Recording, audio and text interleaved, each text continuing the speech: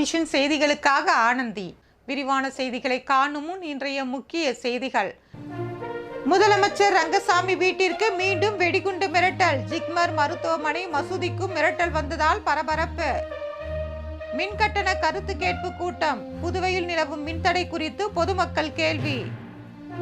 பாஜக பிரமுகர் உமாசங்கர் கொலை வழக்கு முக்கிய குற்றவாளி கர்ணா உள்ளிட்ட 3 பேர் கைது. பாஜக பிரமுகர் கொலை வழக்கை சிபிஐக்கு மாற்ற வேண்டும், முன்னாள் முதலமைச்சர் நாராயணசாமி வலியுறுத்தல். இனி விரிவான செய்திகள். முதலமைச்சர் ரங்கசாமி வீடு, ஜிப்மர் மருத்துவமனை உள்ளிட்ட இடங்களுக்கு மீண்டும் வெடிகுண்டு மிரட்டல் விடுத்ததால் பரபரப்பு ஏற்பட்டது. புதுவையில் கடந்த சில வாரங்களாக கவர்னர் மாளிகை, முதலமைச்சர் ரங்கசாமி வீடு, பிரெஞ்சு தூதரகம், ஜிப்மர் மருத்துவமனை மற்றும் அரசு அலுவலகங்கள், தனியார் விடுதிகளுக்கு தொடர்ந்து இமெயில் மூலம் வெடிகுண்டு மிரட்டல் வருகிறது. மிரட்டல் விடுப்பவர் யார் என்பதை கண்டறிவது சவாலாக உருவெடுத்துள்ளது. புதுவை சைபர் கிரைம் போலீசார் மத்திய சைபர் கிரைம் போலீசார் உதவியை நாடியுள்ளனர். மிரட்டல் புரளி என்றாலும் தொடர்ந்து போலீசார் மிரட்டி வரும் இடங்களுக்கு சென்று வெடிகுண்டு நிபுணர்கள் மோப்பனாயுடன் சோதனை நடத்துகின்றனர். ஏற்கனவே முதலமைச்சர் ரங்கசாமி வீட்டிற்கு 2 முறை இமெயில் மூலம் மிரட்டல் வந்ததா. இந்நிலையில் இன்று காலை மீண்டும் முதலமைச்சர் ரங்கசாமியின் வீட்டில் வெடிகுண்டு வைத்திருப்பதாக மிரட்டல் வந்துள்ளதா. இதனையடுத்து கோரிமேடு போலீசார் திலாசுப்பேட்டை மற்றும் கோரிமேடு அப்பா பைத்திய சுவாமி கோவில் வளாகத்தில் உள்ள முதலமைச்சர் ரங்கசாமியின் வீட்டுகளில் சோதனை நடத்தினர். வெடிகுண்டு நிபுணர்கள் மோப்பனாய் வரவழைக்கப்பட்டு சோதனை நடத்தப்பட்டது. இதனிடையே ஜிப்மர் மருத்துவமனைக்கும் இமெயில் மூலம் மிரட்டல் வந்தது. இது தொடர்ந்து ஜிப்மர் மருத்துவமனையில் போலீசார் சோதனை நடத்தினர். இதேபோல பிரெஞ்சு தூதரகம், முல்லா வீதியில் உள்ள பள்ளிவாசலுக்கும் வெடிகுண்டு மிரட்டல் விடுக்கப்பட்டது. இந்த தொடர் வெடிகுண்டு மிரட்டலை விடுக்கும் நபரை கண்டுபிடிக்க முடியாமல் போலீசார் திணறி வருகின்றனர்.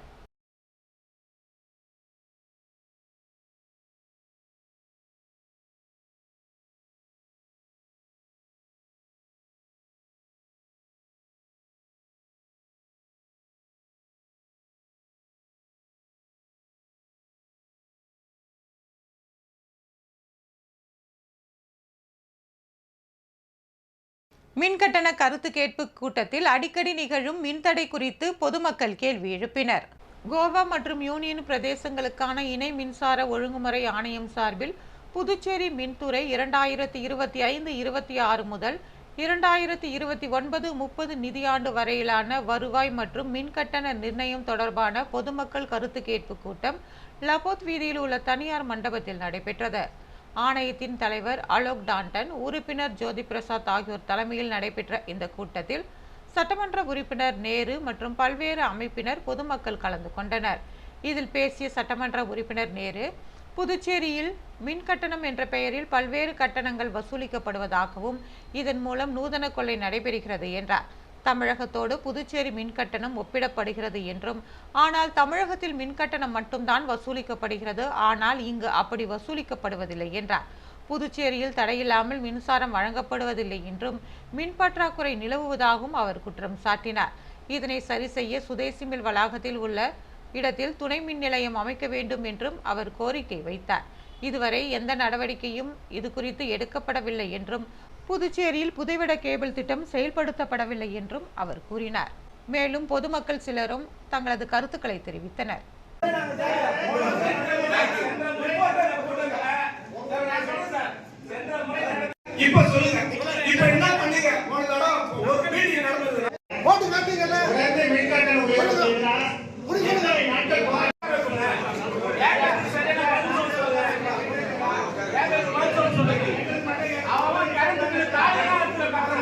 பாஜக பிரமுகர் உமாசங்கர் கொலை வழக்கில் மேலும் 3 பேர் கைது செய்யப்பட்டுள்ளனர். புதுவை கருவடிக்குப்பம் சாமிப்பிள்ளை தோட்டம் பகுதியைச் சேர்ந்த பாஜக பிரமுகர் உமாசங்கர் என்பவரை கடந்த 26ஆம் தேதி இரவு முகமுடி அணிந்து இருசக்கர வாகனத்தில் வந்த மர்ம கும்பல் அரிவாளால் வெட்டி கொலை செய்தது. இது குறித்து லாஸ்பேட்டை போலீசார் வழக்கு பதிவு செய்து விசாரணை நடத்தி வந்தனர். விசாரணை நடத்தி 8 பேரை போலீசார் கைது செய்தனர். இதில் சாமிப்பிள்ளை தோட்டம் பகுதியை சேர்ந்த ரவுடி கர்ணா தூண்டுதலின் பேரில் உமாசங்கரை வெட்டி படுகொலை செய்தது தெரிய வந்தது. இதற்கிடையே கைது செய்யப்பட்டவர்களிடம் விசாரணை நடத்தியதில் அவர்கள் போலீசாரிடம் பரபரப்பு வாக்குமூலம் அளித்தனர். உமாசங்கருக்கு சொந்தமான மதுபான கடைக்கு கர்ணா தரப்பினர் எதிர்ப்பு தெரிவித்தும் அவர் திறந்ததாலும் எதிர்ப்பை மீறி அரசியல் செல்வாக்கை பயன்படுத்தி மதுபாரை திறந்ததால் கடும் கோபம் அடைந்துள்ளனர். மேலும் அங்குள்ள கோவில் நிர்வாக பட்டியலில் இருந்து உமாசங்கரின் தந்தை காசிலிங்கம் கருணாவை நீக்கியுள்ளார். மேலும் அங்குள்ள குயில்தோப்பு நிலப்பிரச்சனையில் ஏற்கனவே கருணாவிற்கும் உமாசங்கருக்கும் இடையில் முன்விரோதம் இருந்து வந்தது. இந்த விரோதம் நாளுக்கு நாள் அதிகரித்து முற்றியுள்ளது. இந்த 3 சம்பவங்கள் தொடர்பாகவும் கொலை நடைபெற்றதாக தெரிய வந்துள்ளது. இதற்கிடையில் நேற்று மாலை முக்கிய குற்றவாளி ரவுடி கர்ணா மற்றும் சஞ்சய் ஆகியோர் கடலூரில் பதுங்கியிருப்பதாக போலீசாருக்கு தகவல் கிடைத்ததா. இதனையடுத்து வடக்கு குற்றப்பிரிவு போலீசார் உடனடியாக கடலூர் விரைந்து சென்றனர். அங்கு பதுங்கியிருந்த கர்ணா மற்றும் சஞ்சய் ஆகியோரை சுற்றி வளைத்து கைது செய்து புதுவை அழைத்து வந்தனர். கொலைக்கு பயன்படுத்திய 2 சக்கர வாகனங்களை பதுக்கி வைத்திருந்ததாக பூத்துறையை சேர்ந்த அகிலன் என்பவரையும் போலீசார் கைது செய்துள்ளனர். இந்த கொலை வழக்கில் இதுவரை 11 பேரை போலீசார் கைது செய்துள்ளனர். பாஜக பிரமுகர் கொலை வழக்கை சிபிஐக்கு மாற்ற வேண்டும் என்று முன்னாள் முதலமைச்சர் நாராயணசாமி வலியுறுத்தியுள்ளார். முன்னாள் முதலமைச்சர் நாராயணசாமி செய்தியாளர்களை சந்தித்தார். அப்பொழுது அவர் புதுச்சேரி பாஜக பிரமுகர் கொலை சம்பவத்தில் அரசியல் தலையீடு உள்ளதாகவும் இந்த கொலை வழக்கில் காவல்துறையின் கைகள் கட்டப்பட்டுள்ளதாகவும் தெரிவித்தார். ரவுடிகளை வைத்து இந்த வழக்கை திசை திருப்ப ஆளும் கட்சியினர் முயற்சி செய்து வருவதாக குற்றம் சாட்டிய அவர், இந்த வழக்கின் உண்மை குற்றவாளி கைது செய்யப்பட வேண்டும் என்றால் வழக்கை சிபிஐ விசாரணைக்கு கவர்னர் மாற்ற வேண்டும் என்றார். புதுச்சேரியில் அரசியல் தலைவர்கள் சுதந்திரமாக நடமாட முடியாத நிலை ஏற்பட்டுள்ளதாகவும் பாஜகவில் மேலே வர முயற்சிப்பவர்கள் மீது இது போன்ற தாக்குதல் நடைபெற்று வருவதாகவும் இந்த கொலை சம்பவத்திற்கு பொறுப்பேற்று உள்துறை அமைச்சர் நமச்சிவாயம் தனது பதவியை ராஜினாமா செய்ய வேண்டும் என்றும் வலியுறுத்தினார். தற்போது புதுச்சேரியில் ரவுடிகள் ஆட்சிதான் நடப்பதாகவும் அவர் குற்றம் சாட்டினார். உமாசங்கர் கொலையில யார் சம்பந்தப்பட்டாங்கன்னு இப்ப என்ன பண்றாங்க, ரவுடிகள் வச்சு அதை அந்த வழக்க பூசி மழுப்ப பாக்குறாங்க. அரசியல் பின்னணி இல்லைன்னு சொல்லி காவல்துறைக்கு அழுத்தம் கொடுக்குறாங்க ஆளுங்கட்சி. இது மாதிரி சூழ்நிலை இருந்தா நம்முடைய மாநிலத்துல அரசியல் கட்சி தலைவர்கள் யாருமே வெளியே நடமாட முடியாது. இந்த காவல்துறை இது மாதிரி பாரபட்சமா செயல்பட்டா மக்களுக்கு அரசியல்வாதிகளுக்கே பாதுகாப்பு இல்லைன்னா மக்களுக்கு எப்படி பாதுகாப்பு இருக்கும்? சரி, ஒரே ஒரு கேள்வி நான் கேட்கிறேன். 22ஆம் தேதியில இருந்து 26ஆம் தேதி வரைக்கும் காவல்துறை என்ன செஞ்சு? யாரா இருக்கட்டும் சார், பிஜேபி இருக்கட்டும், எந்த கட்சியா இருக்கட்டும், நியாயம் வரணும், மக்களுக்கு பாதுகாப்பு கிடைக்கணும். இல்லன்னா புதுச்சேரி மாநிலத்துல ஒரு காட்டாட்சி நடக்கும். பாரதிதாசன் பிறந்த நாளையொட்டி அவரது சிலைக்கு கவர்னர், முதல்வர் உள்ளிட்டோர் மாலை அணிவித்து மரியாதை செலுத்தினர். பாவேந்தர் பாரதிதாசன் பிறந்த நாள் இன்று கொண்டாடப்பட்டது. இதனையொட்டி பாரதி பூங்காவில் அமைந்துள்ள அவரது திருவுருவ சிலைக்கு கவர்னர் கைலாஷ்நாதன், முதலமைச்சர் ரங்கசாமி, சபாநாயகர் செல்வம், பொதுப்பணித்துறை அமைச்சர் லட்சுமி நாராயணன், குடிமைப்பொருள் வழங்கல் மற்றும் நுகர்வோர் விவகாரங்கள் துறை அமைச்சர் திருமுருகன், ஆதி திராவிடர் மற்றும் பழங்குடியினர் நலத்துறை அமைச்சர் சாய் சரவணன்குமார், துணை சபாநாயகர் ராஜவேலு, அரசு கொறடா ஆறுமுகம் ஆகியோர் மாலை அணிவித்து மரியாதை செலுத்தினர். தொடர்ந்து பெருமாள் கோவில் வீதியில் அமைந்துள்ள பாவேந்தர் பாரதிதாசன் நினைவு அருங்காட்சியகத்தில் அலங்கரித்து வைக்கப்பட்டிருந்த அவரது திருவுருவ படத்திற்கு கவர்னர் கைலாஷ்நாதன் மற்றும் முதலமைச்சர் ரங்கசாமி ஆகியோர் தலைமையில் மலர் தூவி மரியாதை செலுத்தப்பட்டது.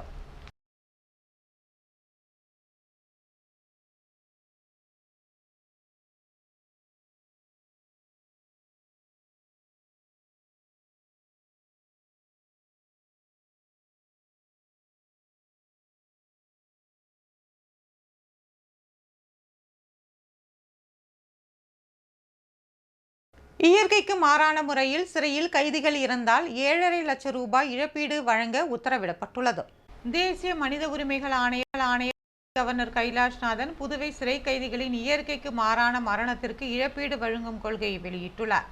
இதன்படி நோய், இயற்கை மரணத்திற்கு இழப்பீடு கோர முடியாது. சிறையில் இருந்து தப்பிக்கும் போது சட்டப்பூர்வ காவலில் இருந்து மரணம், இயற்கை பேரிடர் மரணம் ஏற்பட்டால் இழப்பீடு இல்லை. இயற்கைக்கு மாறான மரணம் நிகழ்ந்தால் கைதிகளின் நெருங்கிய உறவினர்கள், சட்டப்பூர்வ வாரிசுகளுக்கு இழப்பீடு வழங்கப்படும். கைதிகளிடையே சண்டை, சிறை ஊழியர்களால் சித்திரவதை, சிறை அதிகாரிகள் கடமையில் அலட்சியம், மருத்துவ அதிகாரிகளின் அலட்சியம் போன்றவற்றால் மரணம் நிகழ்ந்தால் 7.5 லட்சம் இழப்பீடு வழங்கப்படும். சிறையில் கைதிகள் தற்கொலை செய்தால் 7.5 லட்சம் இழப்பீடு வழங்கப்படும். மரணத்தின் முழு விபர அறிக்கையும் அரசுக்கு சமர்ப்பிக்க வேண்டும். இழப்பீடில் 50% தவறு செய்த அதிகாரிகளின் சம்பளத்தில் பிடித்தம் செய்யப்படும். புதுவை உள்துறை செயலர் இந்த இழப்பீடு வழங்குவதை அனுமதிக்க அதிகாரம் பெற்றுள்ளார். இதற்கான ஆணையை தலைமை செயலர் சரத் சௌகான் வெளியிட்டுள்ளார். புதுவை கடலோர கிராமங்களில் மீன்பிடி படகுகளின் கணக்கெடுப்பு பணி தொடங்கியுள்ளது. மத்திய மீன்வளத்துறை அமைச்சகம் மீன்பிடி படகுகளை கணக்கெடுக்க உத்தரவிட்டுள்ளது. அனைத்து மீனவ கிராம பஞ்சாயத்தார், மக்கள் குழு, கோவில் நிர்வாக குழு, ஃபைபர் படகு உரிமையாளர் சங்கத்தின் ஒத்துழைப்புடன் இயந்திரம் பொருத்தப்பட்ட ஃபைபர் படகு, இயந்திரம் இல்லாத ஃபைபர் கட்டுமான கணக்கெடுப்பு பணி இன்று நடத்தப்பட்டது. மீன்வளத்துறை அலுவலர்கள் அடங்கிய குழு இந்த கணக்கெடுப்பை நடத்தினர். ஆய்வின் போது ஃபைபர் படகு உரிமையாளருடன் இருக்க வேண்டும், படகு அசல் சான்றிதழ், மீன்பிடி உரிம சான்றிதழ் காண்பிக்க வேண்டும், பதிவு செய்த இயந்திரத்தை படகில் வைத்து காண்பிக்க வேண்டும், இயந்திரம் மாற்றம் செய்திருந்தால் அதற்கான விண்ணப்பத்தை சமர்ப்பிக்க வேண்டும், பதிவு செய்த படகின் எண் தெளிவாக எழுதியிருக்க வேண்டும், கள ஆய்வின் போது அனைத்து ஆவணங்களும் காண்பிக்கப்பட வேண்டும், கள ஆய்வில் பங்கேற்காத படகுகள் நீக்கம் செய்யப்படும் என்றும் அறிவுறுத்தப்பட்டிருந்தது. இதன்படி கள ஆய்வு பணி மேற்கொள்ள வசதியாக அனைத்து மீன்பிடி படகு உரிமையாளர்களும் தவறாமல் கிராம கடற்கரையில் படகுகளை நிறுத்தி வைத்திருந்தனர். மீன்வளத்துறை அதிகாரிகள் படகுகளை கணக்கெடுப்பு செய்யும் பணியை நடத்தினர். மணவெளி தொகுதியில் 100 நாள் வேலை திட்டத்தை சபாநாயகர் செல்வம் தொடங்கி வைத்தார்.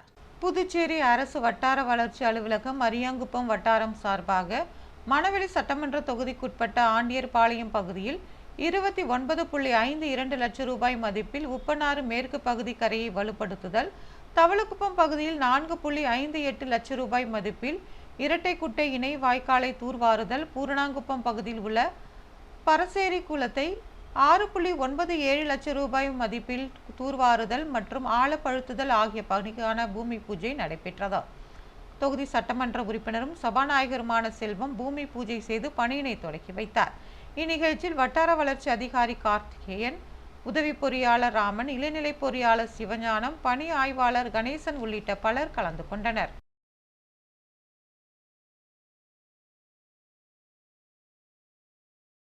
எதிர்க்கட்சி தலைவர் சிவாவின் பிறந்த நாள் அவரது ஆதரவாளர்களால் சிறப்பாக கொண்டாடப்பட்டது.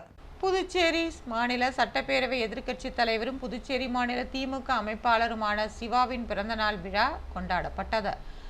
அவரது பிறந்த நாளை அவரது ஆதரவாளர்கள் சிறப்பாக கொண்டாடி வருகின்றனர்.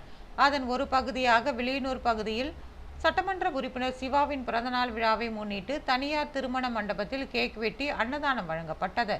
இதில் சட்டமன்ற உறுப்பினர்கள், திமுக பிரமுகர்கள் ஏராளமானோர் கலந்து கொண்டு ஆளுயர மாலை அணிவித்தும் பூச்செண்டு மற்றும் பழக்கூடைகளை வழங்கியும் பிறந்தநாள் வாழ்த்துக்களை தெரிவித்தனர். திமுக தொகுதி செயலாளர் மணிகண்டன், பொதுக்குழு உறுப்பினர்கள் ராமசாமி, செல்வநாதன், ஜலால் அணி, வர்த்தக அணி அமைப்பாளர் ரமணன், வர்த்தக அணி துணை அமைப்பாளர் சரவணன் உள்ளிட்ட பலர் இதில் கலந்து கொண்டனர். நிகழ்ச்சிக்கான ஏற்பாட்டினை திமுகவினர் செய்து வருகின்றனர்.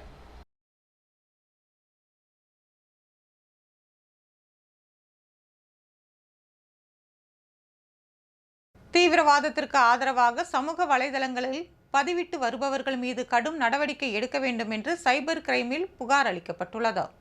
பாஜக நகர மாவட்ட தலைவர் கிருஷ்ணராஜ் தலைமையில் மாநில ஐடி நிர்வாகி பிரவீன்குமார் சைபர் கிரைம் காவல் நிலையத்தில் புகார் மனு ஒன்றை அளித்துள்ளார். அந்த மனுவில் நாட்டின் ஒருமைப்பாட்டை பாதிக்கும் நோக்கத்துடன் பகல்காம் தீவிரவாத தாக்குதலை அரசியல் ஆதாயத்திற்காக பயன்படுத்த வேண்டும் என்ற தீய உந்துதலோடு சில நபர்கள் செயல்பட்டு வருவதாகவும், அவர்கள் மயிலாடுதுறையை சேர்ந்த அரசு கல்லூரி பேராசிரியர் செந்தில்குமார், புதுச்சேரி யூத் காங்கிரஸ் உறுப்பினரான துரைராஜ், குல்புதீன், சாதிக் பாஷா, சாகுல் அமித், ஜியாரஜி ஆகியோர் ஃபேஸ்புக் போன்ற சமூக ஊடகத்தின் மூலம் நாட்டின் வெறுப்பு, பரபரப்பு, மக்கள் குழுக்களை தவறாக வழிநடத்துவதாகவும், இந்தியாவின் ஒருமைப்பாடு, முழுமை பாதுகாப்பு ஆகியவற்றை தீங்கிழிக்கும் வகையிலும், திட்டமிட்டு தீவிரவாதத்திற்கு ஆதரவு அளிக்கும் வகையிலும் சில பதிவுகளை பதிவிட்டுக் கொள்வதாகவும் தெரிவித்துள்ளனர். எனவே இவர்கள் மீது எஃப்ஐஆர் பதிவு செய்து தேவையான சட்ட நடவடிக்கைகளை எடுக்க வேண்டும் என்றும் அவர்கள் கேட்டுக்கொண்டுள்ளனர். மரக்காணம் ஞானக்கல்மேடு பூதகாளியம்மன் கோவிலில் நடைபெற்ற தீச்சட்டி திருவிழாவில் ஏராளமானோர் தீச்சட்டி எடுத்து தங்களது வேண்டுதலை நிறைவேற்றினர். விழுப்புரம் மாவட்டம் பானூர் வட்டம் மரக்காணம் அடுத்துள்ள ஞானக்கல்மேடு கிராமத்தில் ஸ்ரீ சுயம்பு பூதகாளியம்மன் கோவில் உள்ளதா. இந்த கோவிலில் சித்திரை மாத அமாவாசையை முன்னிட்டு தீச்சட்டி எடுத்தல் விழா நடைபெற்றதா. இதில் சுற்றுவட்டாரத்தை சேர்ந்த 10க்கும் மேற்பட்ட கிராம மக்கள் கலந்து கொண்டு தீச்சட்டியை ஏந்தி தங்களது வேண்டுதலை நிறைவேற்றினர். முன்னதாக பிரம்மதேசம் வெங்கடேசன் குருக்களால் சிறப்பு யாகசாலை பூஜைகள் நடத்தப்பட்டது. இதனைத் தொடர்ந்து அம்மனுக்கு பல்வேறு பொருட்களால் அபிஷேகம் நடத்தப்பட்டது. நிகழ்ச்சிக்கான ஏற்பாடுகளை பானூர் ஒன்றிய பெருந்தலைவர் VRM சிவா தலைமையில் பக்தர்கள் செய்திருந்தனர்.